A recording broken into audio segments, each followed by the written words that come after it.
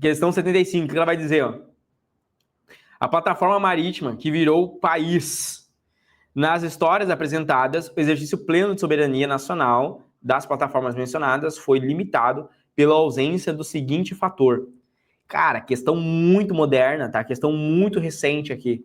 Vamos lá. No final da década de 1960, criado o engenheiro Giorgini Ricci construiu a plataforma marítima, fincá-la a míseros metros além do limite do mar territorial italiano, portando já em águas internacionais, que em tese não pertence a algum país, em tese, e proclamá-lo uma nação independente, livre de regras e burocracias.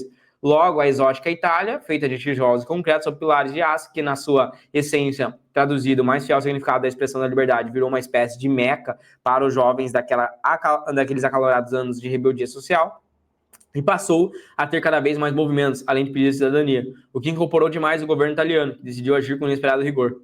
Apesar de seus ideais de completa independência e liberdade, Rosa nunca negou que sua ilha desempenharia também papel comercial e turístico, gerando dinheiro para os envolvidos, razão pelo qual resumia a um bar, um pequeno restaurante e uma lojinha de souvenirs, que, por estarem fora da jurisdição da Itália, tampouco pagavam impostos. Ilha das Rosas não foi destruída numa só investida na Marinha Italiana, ao contrário, foi preciso 2 sequências de explosivos ao longo de 2 dias, o que há de real na história do homem ali, né? Então, beleza. Agora mais um outro.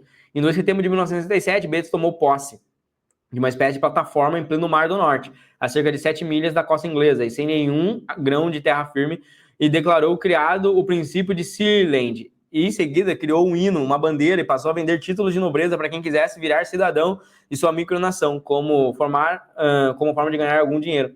Para Bates, o fato da pequena fortaleza de Rhodes Tower ficar sobre as águas internacionais, ter sido abandonada pela Inglaterra, o tornava sem dono, e portanto passível de pleitear em qualquer pessoa, dentro dos princípios jurídicos de terra nullius. Isso aconteceu recentemente ali perto, na Europa. Se você pesquisar, tem um carinha aí no TikTok, aí, né? Apareceu o vídeo para mim, apareceu até no jornal, que ele usou o princípio de terra nullius, tá? E ele criou lá a bandeira, já fincou. É uma terra no meio da Europa ali, que fica entre a Dinamarca, alguma coisa, bem recente, eu acho que é desse ano, isso aí, tá? Ele criou ali um novo país, tá? Que já tem lá sua bandeira, seu hino, e ele tá criando as próprias leis ali, tá? E tudo mais, né?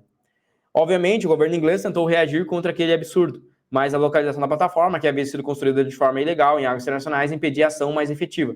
Mesmo assim, manobras militares inglesas aproximadas tentaram intimidar Bates, mas eles não moveram pés do país, nem quando 2 outros invasores tentaram conquistá-la à força, tá? Bom, essa questão, tá? Ela vai envolver o seguinte. Nas histórias apresentadas no exercício pleno de sabedoria nacional, nas plataformas mencionadas, foi limitada pelo seguinte fator. Por que esses países, né, esses países novos que estão surgindo, né, esses países novos que estão surgindo dentro do fundamento, por que eles não possuem soberania nacional, né? O que é um Estado soberano? Em 1933, nós teremos um tratado de... Eu não sei se é Montevidéu, mas eu acho que sim. Quer pesquisar para mim aí? Eu acho que é Montevidéu para não ficar fake news, tá? Mas a gente vai ter algumas definições do que é um Estado soberano. Primeiro, um Estado soberano, para ele acontecer, tá? Ele precisa ter uma população permanente. Então, o Estado soberano, ele precisa ter uma população permanente para ser considerado Estado. População permanente. Não basta usar o princípio de terra nullius. Permanente. O segundo fundamento para esse Estado ele precisa ter um território, tá? E esse território, ele precisa ter um território ali independente, ou seja, ele tem que ter um território definido, né? Um território definido. Tem que ter fronteiras. Território definido. Não é o mundo todo, né? Tem que definir os limites desse território. Tem que ter um mapa, tá? Terceiro fundamento que a gente pode pensar, para ser uma soberania, tem que ter governo. Tem que ter alguém governando. É uma democracia, uma república, uma monarquia? Tem que ter um governo, tá? Mas isso é suficiente para você ter soberania? Soberania? Não. O quarto princípio é o mais importante de todos, tá? O quarto princípio, pessoal, é relações, tá? Esse país, ele precisa ter relações internacionais. Relações internacionais. E nessas relações internacionais, isso envolve o reconhecimento dessa região, desse país, como nação. Os outros países precisam reconhecer ele como nação, porque se não reconhecer ele como nação, ele não é soberano, entendeu? Agora, moeda própria. Os caras têm moeda própria. Isso não torna ele um país soberano. População nativa. Pode ter população ali, pode nascer criança ali. Não torna ele um país. Legislação inclusiva. Pode ter legislação inclusiva ou exclusiva. Isso não é suficiente. Mercado consumidor. Pode ter mercado consumidor. Não é suficiente. Reconhecimento externo é o fator mais importante. Sabe por quê? Porque se nenhum país reconhecer você externamente, isso nada impede de você ser anexado, de você ser invadido e tomado. O reconhecimento externo, ele é o mais importante. Perceba a guerra da Rússia com a Crimeia. Se a Crimeia não fosse reconhecida, ali dando um fundamento, a Rússia simplesmente entra, invade e pega para ela. E aí? Ela sozinha não tem como se defender. Ela tem comércio, ela tem nativo, tem pessoas ali, mas nada protege ela. O que pode proteger? O reconhecimento de outras nações. Porque daí você entra em conflito territorial. Opa, você não pode entrar aqui porque eu reconheço ela como nação. E você quebra a soberania dela. Quebrando a soberania, você quebra um tratado mundial. Quebrando um tratado mundial, conflito de terra, conflito de guerra. Entendeu? Então, esse é o grande fundamento. Você tem que ter justamente o reconhecimento externo. Porque se você não tiver um reconhecimento externo, você não vai ter quem lute junto contigo, te proteja. E aí, cara, quem que vai te defender se ninguém te conhece? Entendeu? Ah, mas é que eu sou uma soberania. Pum.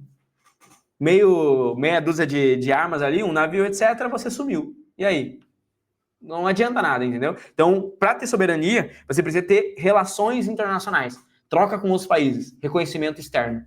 Por mais que você tenha leis, terra, definido e tudo mais, mas se você não tiver relações externas, você não tem soberania, tá? Se você gostou dessa resolução, então espera para ver o que é ter aula de todos os conteúdos para a prova do Enem dos principais vestibulares dentro da minha plataforma de estudos, que é a plataforma Memorize. Eu dou aulas ao vivo de todos os conteúdos que caem nas provas, principalmente aprofundando a nível medicina para biologia e química. Dentro do Memorize, você tem acesso a trilha de estudos, aulas gravadas, listas selecionadas, materiais e apostilas, resumos, um banco com mais de 170 mil questões, sistema de flashcards próprio integrado dentro da plataforma com mais de 5.000 flashcards, acesso a monitores que irão te orientar, comunidade de estudos, mentoria preparatória para a prova do Enem e também os vestibulares mais específicos e difíceis do Brasil. Se você está gostando então dessa resolução e quer mais, ou seja, quer se preparar em alto nível para a prova desse ano, aqui embaixo você vai encontrar o primeiro link, que é um link para você fazer parte da minha plataforma e ter aula comigo de todos os conteúdos e se preparar, elevar o seu nível para ser aprovado ainda esse ano. Clica aqui embaixo e vem fazer parte da maior e melhor plataforma de preparação para Enem e vestibulares do Brasil. Um grande abraço e eu te vejo lá dentro.